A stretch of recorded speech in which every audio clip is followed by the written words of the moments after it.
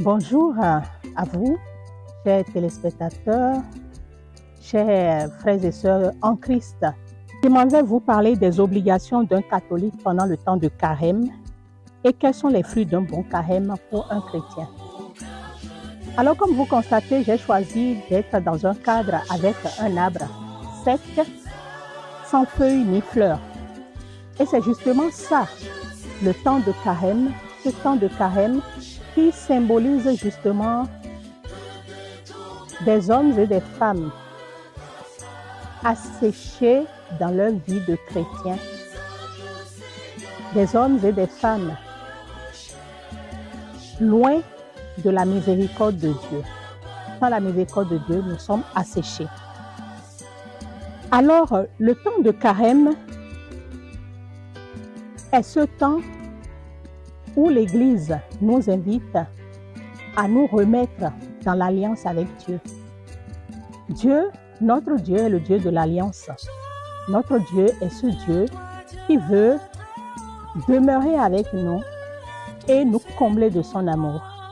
Mais l'homme, lui, a cette tendance à sortir de l'alliance, à défaire l'alliance, comme l'enfant prodigue, à couper la relation avec le Père et à partir loin.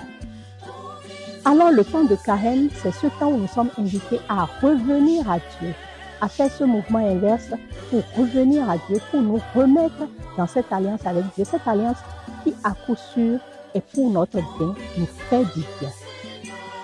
Alors, quelles sont les obligations du catholique pendant ce temps de carême? Les obligations. Obligations, oui, on peut dire obligation, mais j'allais dire l'appel qui nous est fait pendant le temps de carême pour revenir à la grâce et à la miséricorde de Dieu.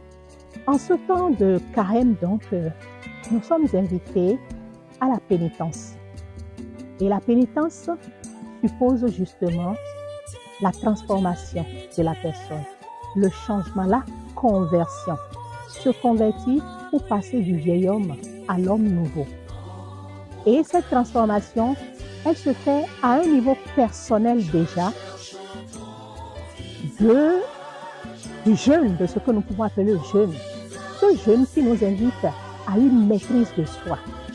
Le jeûne qui nous invite à réduire l'alimentation certainement pour pouvoir nous dompter, avoir une maîtrise de soi, pour pouvoir bien vivre avec nos frères et dans notre relation avec Dieu. La pénitence, entendue comme jeûne, n'est pas seulement de la limite de l'alimentation. Nous sommes appelés aussi à jeûner des paroles méchantes, des commérages, des mauvais agissements qui n'honorent pas le chrétien. Comme le dit la Bible, quel est le jeûne qui plaît à Dieu?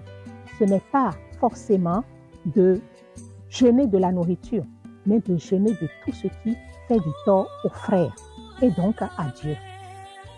Et ensuite, la pénitence nous invite, après avoir maîtrisé notre propre corps, de reconnaître nos péchés et de sentir ce désir d'aller réparer la faute que nous avons commise en recevant le sacrement de la miséricorde. Ce sacrement par lequel Dieu nous guérit en profondeur, nous remet dans l'alliance et nous donne la grâce de vivre pleinement avec lui et avec nos frères et sœurs en humanité. Et après la pénitence, la confession, je veux dire, nous sommes aussi appelés à réparer dans la mesure du possible le tort commis à l'endroit de nos frères.